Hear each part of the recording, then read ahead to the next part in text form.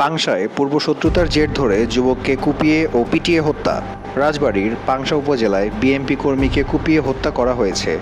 গতকাল শনিবার উপজেলার পাট্টা ইউনিয়নের পাট্টা উত্তরপাড়া গ্রামে এ ঘটনা ঘটে। নিহত রাশেদুল মণ্ডল, বয়স ৩০। এই গ্রামের কিয়ামউদ্দিন মণ্ডলের ছেলে। স্থানীয় সূত্রে জানা যায়, এই গ্রামে বিএনপি দুই গ্রুপে বিভক্ত।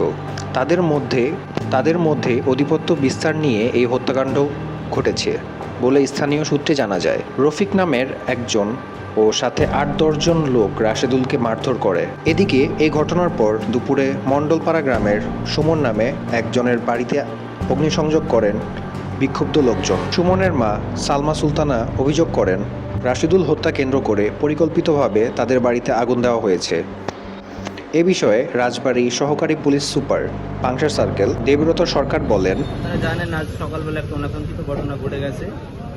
পূর্ব শত্রুতার জের ধরে একজনকে মারপিট করা হয়। সংবাদ প্রাপ্তির সঙ্গে সঙ্গে পাংশা থানা পুলিশ ঘটনাস্থলে উপস্থিত হয় এবং পুলিশের উপস্থিতি টের পেয়ে আসামিগণ তারা পালিয়ে যান। আমরা ভিকটিমকে উদ্ধার করি এবং পাংশা উপজেলা স্বাস্থ্য কমপ্লেক্সে ভর্তি করি। এরপরে ওনাকে ফরিদপুর মেডিকেল কলেজে তাকে রিপোর্ট করা হয়। চিকিৎসাধীন অবস্থায় তিনি মারা যান। তো আমরা পাট্টা ইউনিয়নে আমরা এখানে আছি, অতিরিক্ত পুলিশ এখানে মোতায়েন আছে, পরিস্থিতি স্বাভাবিক আছে। আশা করি। প্রতিবেদক উজ্জ্বল হোসেন, পাংশা প্রতিনিধি, ডেইলি প্রেজেন্ট টাইমস।